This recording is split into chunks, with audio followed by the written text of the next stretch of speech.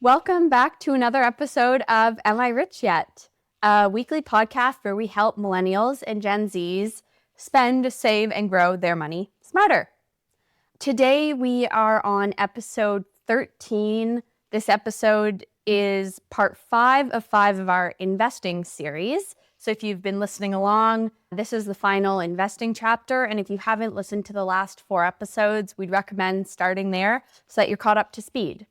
My name is Georgia. I'm one of your co-hosts. I myself am a Gen Z, a current MBA student, and navigating my personal finances.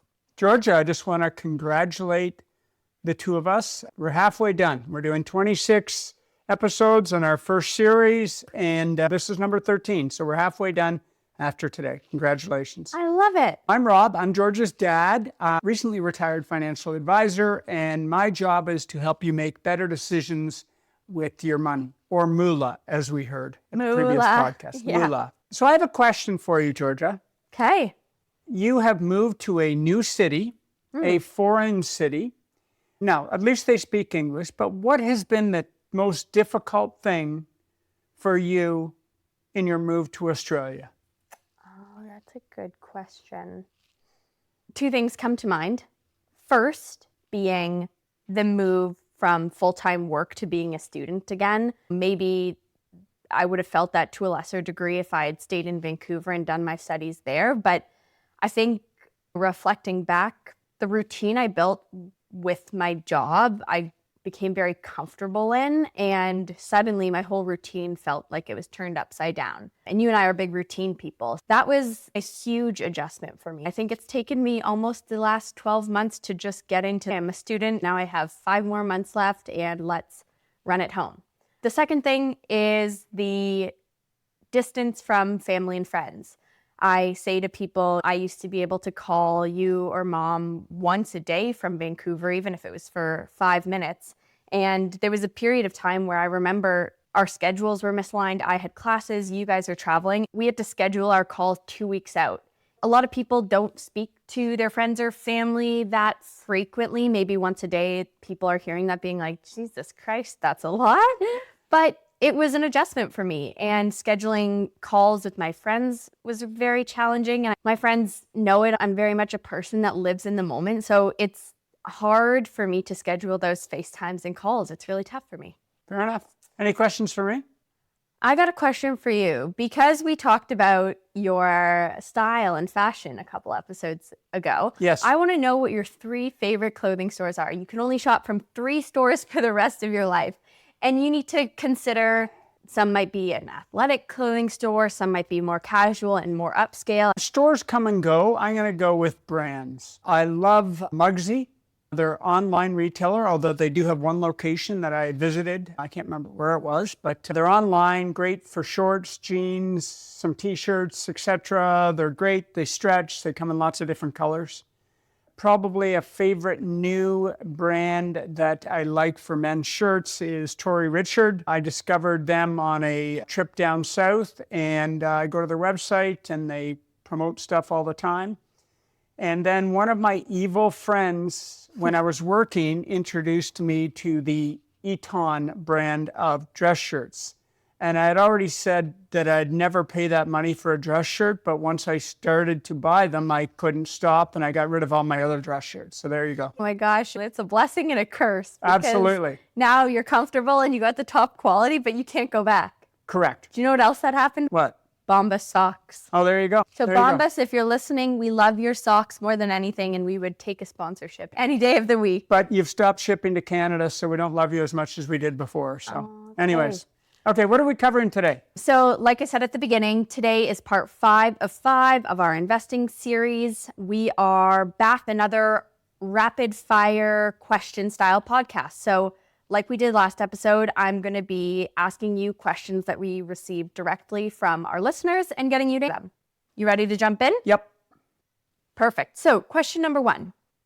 I have 2 TFSAs. One is personal and the other is with work. I also have an RRSP. What else do I need to help me save?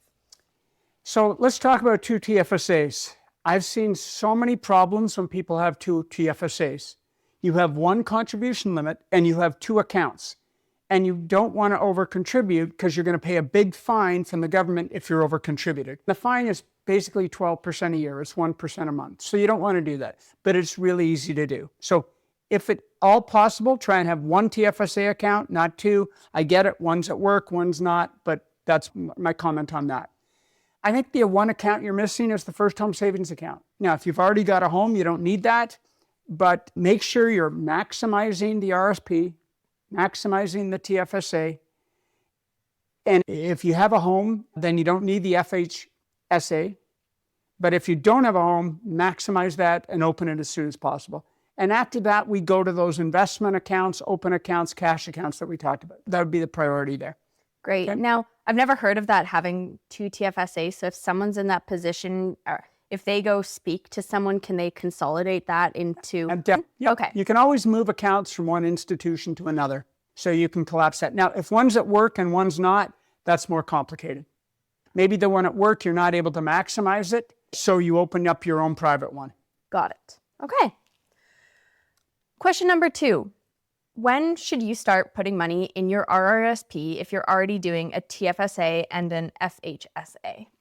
So the first question is, are you maximizing those? If you are, then start the RSP. If you're a low income, there's not as big an advantage. And by low income, I mean less than $40,000, $50,000. If you're above that, the RSP still makes sense. Even though you're not saving as much in taxes, it's still worth it.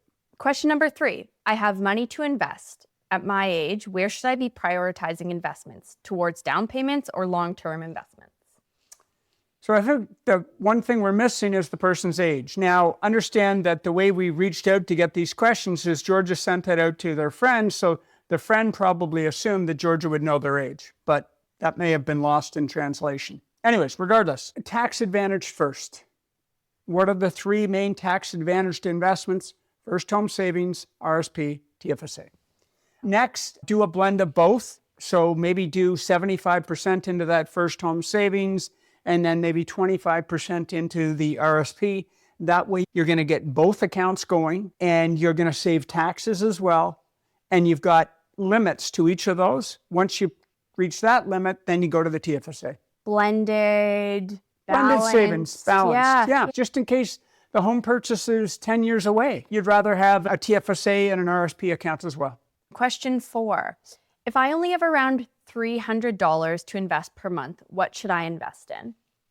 $300 is a great start, right? So $300 a month, I would put it into the first home savings account. If you don't have a house yet, I'd put it into the RSP. If you did, again, income dependent.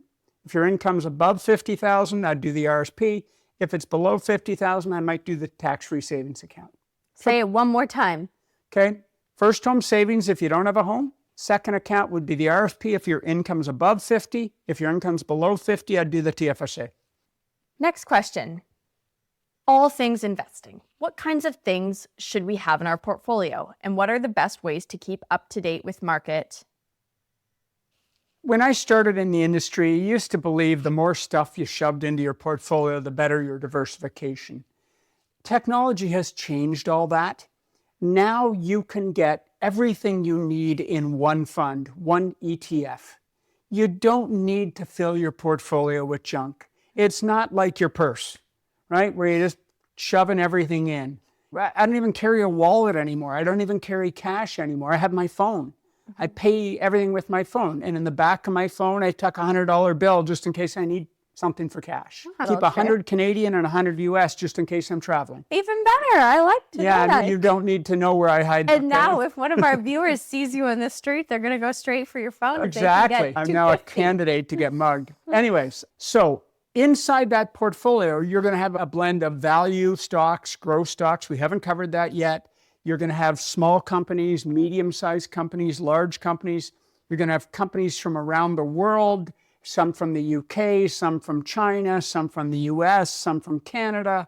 So you want a bit of everything in there, but you want it all in one nice, easy to manage bucket. You don't want all kinds of pieces because before you know it, you've put a bunch of crud in there. Every now and again, you'd have to go clean that purse out or your portfolio out. My purse is pretty clean. But what happens when you go from the big purse to the small purse? It gets a bit Gets cluttered. a little tight. So you get rid of all the stuff that's not really that important and just put the important stuff in the small purse. Okay. So to sum it up, for this individual who wrote in, they should be considering a blend of different sized companies and a blend of value, growth, and profitability. Imagine if you could buy a purse that already had everything you needed right in it. How good would that be? That's what a globally balanced, diversified mutual fund or ETF is. Everything's already in there. And the last one that I forgot to sum up was that the investment should be global, coming from around the world. I had a hard time moving to that, not for myself, but for my clients, because I thought my clients wanted me to look like I'm moving the money around and putting all kinds of new and exciting things in. And I said to myself, if it's good enough for me, and I'm the advisor, why am I not doing the same for my clients? And so that's how we've overcome that. Next question here. Should I be working to invest in Bitcoin/crypto? Okay. So we know crypto, Bitcoin, all the cryptos have been the rage for quite a while. Here's my story. I decided I had to figure out what it was all about. So I happened to be in Hillcrest Mall at the time. So that's in Richmond Hill. And there was a vending machine where you could literally open a crypto account. And so I played around with the machine. And it was just like a regular bank machine. And you basically open your account online, pushing a bunch of buttons. And then I put $1,000 in. And then I had $1,000 sitting in cash. And so then I get to buy all these different cryptos. So I bought some Bitcoin, I bought some Ethereum, and then a whole bunch of other ones that what was really interesting to me is they all sounded really intelligent, but I couldn't tell you exactly what they did, except it sounded really intelligent. It's like sometimes you have a friend who'll say something really intelligent, but you have absolutely no idea what he just said. It's the same thing with every single cryptocurrency out there. They'll say they do this, they monopolize the blockchain or something like that. So anyways, I put the $1,000 in, and then I got to my app. I could see the price going up every day. So at one point it was worth $1,200. I was pretty happy. And then before I knew it, it was worth $600. After about 4 months, I just said, this is stupid. I don't understand what I'm investing in. I have no idea what these companies are doing. I don't know why we need them in today's world, because it's not a currency. It still isn't a currency. No one can convince me that it is a currency yet. Now that may change. I like that. I think if the US dollar came out as a cryptocurrency and it traded just like the US dollar, I'd be fine with that. But when it's trading on a virtual strategy, I don't get it. So I think it's a waste of time. They say, as I've said before, you need 100 hours of studying what these things are about to truly understand it. I have friends, good advisors that have put that 100 hours in, and they do not touch the stuff. So that's my take. Other people, you're entitled to your opinion. It's a great personal opinion. I have a friend who had an ex-boyfriend who believed in crypto, and that boyfriend convinced everyone in my friend's family to invest in crypto. Needless to say, boyfriend is no longer in the family and everyone lost their money. How can it be a currency when it can go up and down 30%? This thing, when it crashes big. Right now it's doing really well, but that doesn't mean it's going to do well forever. There's nothing behind it. At least the US dollar, there's the US economy behind it. Canadian dollars, the Canadian economy and a government and regulations and all that stuff. How many frauds have there been with crypto? People can break into your computer and steal all your currency. Well, that's not a very good currency. At least if people broke into Bank of Nova Scotia, I'd get my money back. That's a good point. Okay. Let's get off the Bitcoin and crypto talk and let's move to our last question. Writer writes in, I have a pension plan with my work. How does it really work? Should I not touch it until I retire, or is it a financial advantage to access the plan before retirement? How to frame that question. Is a pension plan good? Georgia, I'm going to put $150 every month into an account for you. Okay. Yes or no? Yes. That's a pension plan. The company is saving money on your behalf. Taxable benefit, but it's a benefit. Money is being put aside for you. So it is a great strategy regardless how good or bad the pension plan is. Now, in the pension plan world, some pension plans are really good. Some of them are not so good. Government pension plans are the top of the heap. They're great. And the reason is you contribute a bit, they contribute more. But when you retire, it's what's called indexed to inflation. So if you're going to get a $30,000 a year pension or $50,000, it goes up with the rate of inflation every year. Whereas most company pension plans are not tied to inflation, or some of them are inflation minus 1% or inflation minus 2%. The government pension goes up with inflation. So it's huge. Gets the gold medal in terms of pension plans. I'm a big believer you should have one. I'm a big believer you don't touch it. You just continue to let it grow. Sometimes when you change firms, so let's say you change companies and your generation does a lot of that, you can take your pension assets and transfer it into an RSP. Or if you're lucky enough, you can even move it to another pension plan. I like pension plans. I think they're great. You don't have any control over how that money's invested. So it's not a group RSP, it's a pension plan. They decide how that money's invested. And so it's hands off. It's pretty easy. Great. And you said there's good and bad pension plans, but you would say even a bad pension plan it's free money. It's worthwhile. Free money is good. I like free money. If someone's going to give me $150 a month or $500 a month, I'm going to take it. And it's not like there's strings attached. And the writer writes in, is there any financial advantage to access the plan before retirement? Now, you gave the example of the options you have if you were to change companies. You will have the opportunity of staying in the pension plan or transferring that money typically to an RSP. It's actually to a locked-in RSP, but regardless, similar to an RSP. If the pension plan is indexed to inflation, leave it where it is. If it's not indexed to inflation, you're probably better to bring it into your own account, into your own RSP or locked-in retirement account, if you're comfortable with managing it, or if you have a financial advisor. If you don't, you're not comfortable, leave it in the pension plan. That'd be my recommendation. If you're young and switching companies, either move it into your own account or move it to another pension plan, but that may only apply 20% of the time that you can actually do that. Move it into your own account or move it into a pension plan with your new employer. And you said something there, indexed to inflation. How do you know if your pension plan is indexed to inflation or not? You have your HR. You have to get a little booklet. Typically the booklets are online now and you can look it up and find about index. Rob, thank you for joining on the Georgia McClellan podcast. Thanks, Georgia. Thanks for being here. Thanks for answering these questions again. Now, let's sum it up quickly, everything we talked about today. I think the number one main takeaway is to avoid any investments you don't understand. Completely. If you don't understand an investment, don't put it in. Don't invest just because a friend or family member says this is a good investment. If you don't understand how it works, how it makes money, how liquid it is, don't touch it. You're going to lose your money. You're going to lose your shirt. Guaranteed. So we never invest our clients' money in anything we don't understand. My take. Okay. I never want to sit across from a client and say, I lost your money.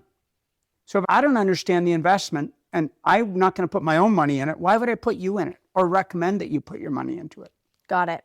Takeaway number 2, to sum it up, always sign up for your company's pension plan, savings plan, Scottish plan. It's free money. Don't be fearful of it. Sign up for it. Learn. Get educated on it. Read some of the stuff. Talk to a friend. Can you help explain this to me? They're really good. Thanks for joining us on another episode of Am I Rich Yet? What are we doing next week? Next week, we are going to be covering diversification. And thanks again for being here. We will see you next week. Thank you.